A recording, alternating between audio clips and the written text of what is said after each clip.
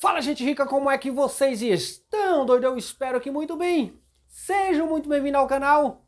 No vídeo de hoje vamos falar das ações da Infracommerce, que neste caso está nos deixando mais pobre e não mais rico, né?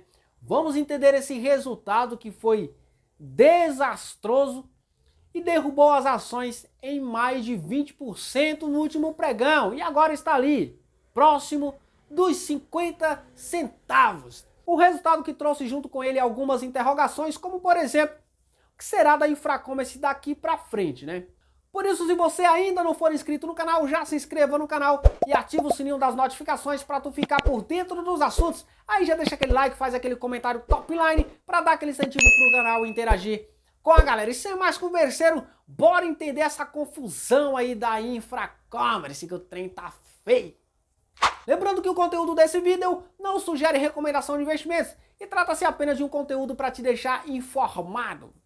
Bom, quem esperava um resultado no mínimo satisfatório ficou extremamente decepcionado, porque a companhia ela vinha melhorando trimestre a trimestre nos últimos 2 anos ou 1 ano e meio. As coisas estavam aparentemente andando, a empresa crescendo a sua receita, crescendo o seu EBITDA de maneira até exponencial, pelos números que ela apresentou nos trimestres anteriores.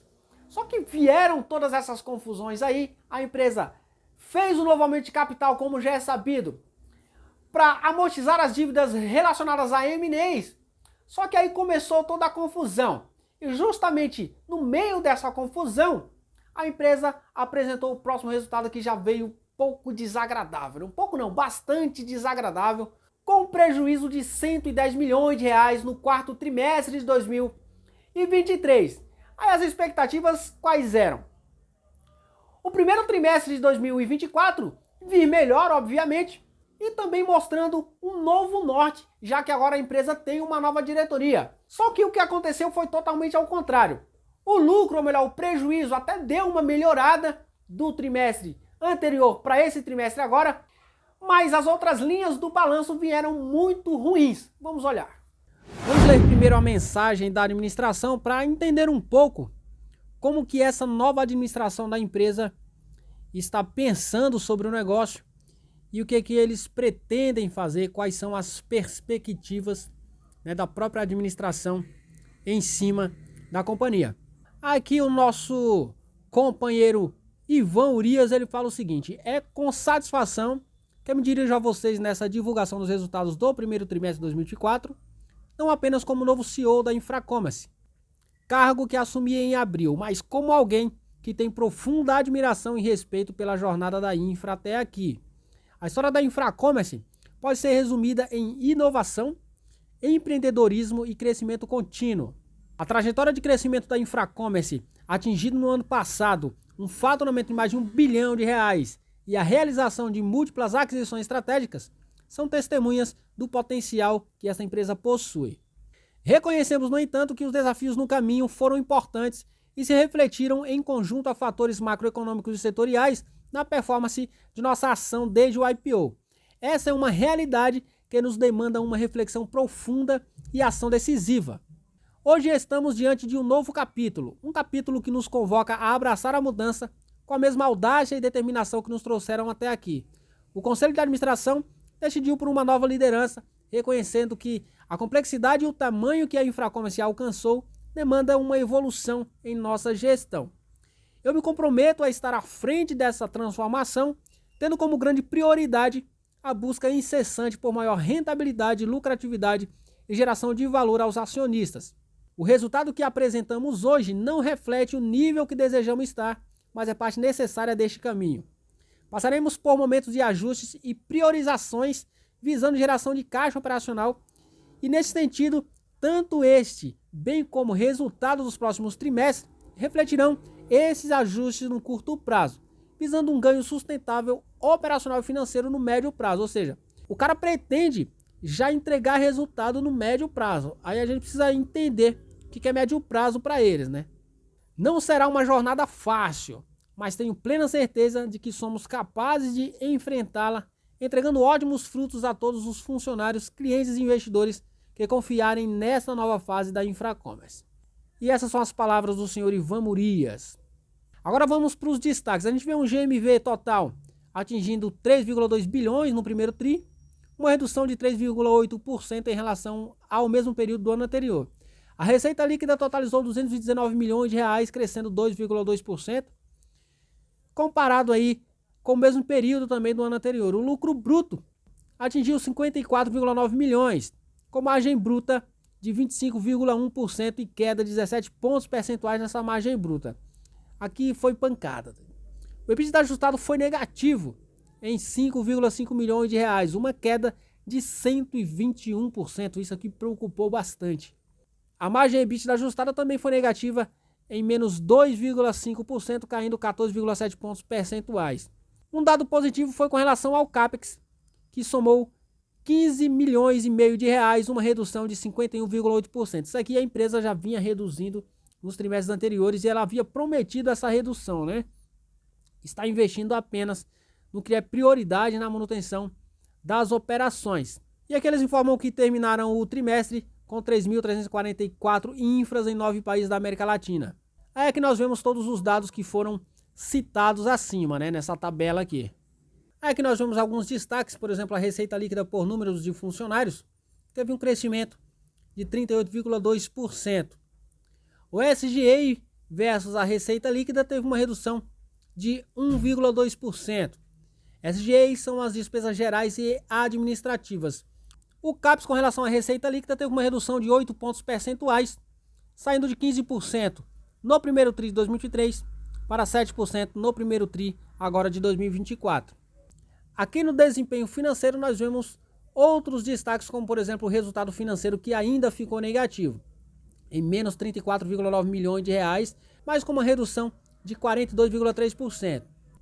O lucro também não veio, né? Veio mais um prejuízo de 90,3 milhões de reais, um crescimento na comparação com o mesmo período do ano anterior, mas uma redução desse prejuízo não está mostrando aqui, mas se você recapitular, a gente vai lembrar aí que no último trimestre, né, que foi no quarto trimestre de 2023, o prejuízo foi de 110 milhões, então teve uma redução no prejuízo na comparação trimestral. A margem líquida também foi negativa, ficando aí em menos 41,3%. As despesas não recorrentes aumentaram 6,1%, as despesas não operacionais, como a amortização de M&As, por exemplo, cresceram 25,1%, isso aqui já era esperado. As despesas financeiras não recorrentes tiveram uma redução de 296,9%. Aqui a gente vê o lucro do exercício, ou melhor, o prejuízo do exercício, foi de 75 milhões de reais, um crescimento de 22%. A margem líquida ajustada também ficou negativa em 34,3%, crescimento de mais 0,2 pontos percentuais. Aqui a gente vê o GMV, né? Como já citado acima, o GMV que caiu aí um pouco, né? 3,8%. O TPV, que são o volume total de pagamentos e transações, aí teve uma redução bastante significativa de 39,4%. O take rate, que é o ticker que a empresa recebe por cada transação, teve um leve acréscimo aí de 0,4%, ficando aí em 6,8%. Funcionários equivalentes em tempo integral teve uma queda aí de 26%. Aqui a gente vê os custos com despesas operacionais e vemos que cresceu o custos, por exemplo, aqui dos serviços prestados, 33,1%. As despesas comerciais e administrativas teve uma leve queda de 1,8%. Outras receitas operacionais líquidas, uma queda brusca aí de 75,6%. No total aqui, os custos e despesas tiveram um crescimento de 17,5%.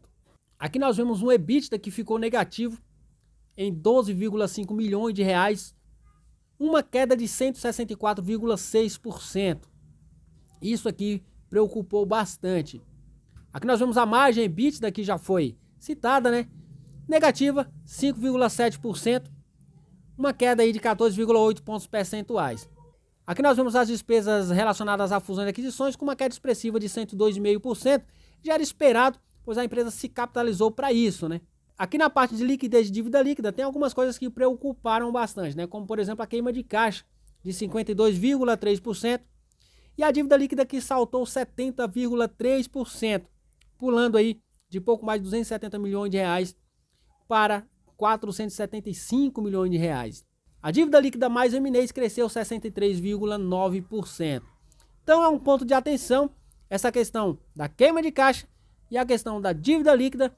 E outra questão, a geração de receita, né? Porque se a empresa não gera receita, como teve um crescimento de apenas 2,2%, contrai dívida e queima a caixa, é preocupante. Bom, o que eu penso da Infracommerce agora?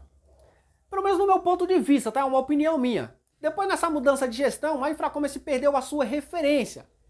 E uma empresa, dependendo do setor, é muito importante ela ter uma referência, uma figura ali que represente a empresa. Ah, doido, você está dizendo então que era melhor o Caixop ter continuado? Eu não estou dizendo isso. O que eu penso é o seguinte, o cara ele fundou o negócio, ele criou tudo, ele sabia tudo sobre a empresa. Aí os caras resolveram trocar, mas eu até entendo essa troca. O que acontece? Quando você entra como sócio em um negócio, como foi o caso aí desses fundos, né, principalmente o fundo do Pátria aí, os caras, eles querem resultado. E se eles percebem que o prometido não está sendo entregue, uma das alternativas é tomar o controle da empresa. E foi o que aconteceu no caso da Infracommerce. Provavelmente foi prometido algo ali, algo estava sendo desenhado e prometido pela direção da empresa que não foi cumprido. Como os caras injetaram muita grana, principalmente agora no último follow-on, era muito provável que alguma coisa do tipo pudesse acontecer, alguma mudança brusca aí no alto escalão da empresa pudesse acontecer. Agora o que a gente precisa acompanhar é se essa mudança ela vai ser mesmo positiva ou não. E olhando esse último balanço, eu particularmente fiquei com uma dúvida com relação aos outros, porque mudou muito os números dos últimos balanços para cá. A empresa estava crescendo de maneira expressiva a sua receita, o seu EBITDA, e agora simplesmente não apenas estagnou, mas retrocedeu. A empresa parou de gerar receita, começou a queimar muito mais caixa do que antes, e isso é preocupante. Aumentou o seu endividamento, aumentou as suas despesas. O único dado que continuou positivo foi a redução do CAPEX. Mas eu continuo ainda posicionado, até mesmo porque me posicionei de maneira para aguentar essas oscilações e para esperar a coisa acontecer. O que eu estou preocupado é se isso indica uma mudança nos fundamentos da empresa ou não. Se a empresa começa a perder fundamento, é o momento de você sair com certeza, né? Você não vai ficar numa empresa que não tem os mesmos fundamentos de quando você começou a apostar nela, a acreditar nela. Então é algo para a gente continuar acompanhando. O que a gente precisa ter ciência é o seguinte, aquela Infracommerce que nós começamos a investir, ela já não existe mais. É uma nova Infracommerce a partir de agora que vai começar a se desenvolver. E agora tudo parece ter voltado para a estaca zero, né? É a sensação que a gente tem. Virão grupamentos, não tenho a menor dúvida disso, né? Não tem uma bola de cristal, mas eu acho muito improvável que as ações da Infracommerce consigam performar de maneira positiva, da forma que a empresa está hoje, para conseguir superar a faixa de R$1. A preocupação é a seguinte, se as ações gruparem e a empresa não melhorar, né, em todos os sentidos, outros grupamentos podem vir. Então a gente precisa acompanhar isso daí, da mesma forma que aconteceu com a Oi. E um dado que a gente precisa monitorar de perto é a questão do endividamento. Estejamos preparados para agrupamento, para novos aumentos de capital, porque a empresa está com caixa baixíssimo e queimando esse caixa. O cenário ainda é desafiador, a empresa precisa de um varejo pujante para que ela consiga gerar receita de maneira forte. E isso a gente sabe que não está acontecendo. É só a gente olhar para as empresas do varejo, né? Do e-commerce de maneira geral. Os caras estão tomando pancada. Então vamos acompanhar, o resultado foi decepcionante e ligou um ponto de alerta, né? Por isso que é importante a gente sempre estar reforçando aqui. Não entre nesses ativos de alto risco com um percentual grande da sua carteira. Invista apenas aquela quirela, para você ficar de maneira confortável, né? Para você aguentar tanto as oscilações, quanto também conseguir esperar a empresa se recuperar. Aguentar oscilações do papel, aguentar agrupamento, aguentar follow-on, todas essas confusões que acabam acontecendo quando se trata de uma empresa em processo de turnaround. Beleza? O vídeo de hoje foi esse, espero que vocês tenham gostado. Forte abraço, até o próximo. Fui!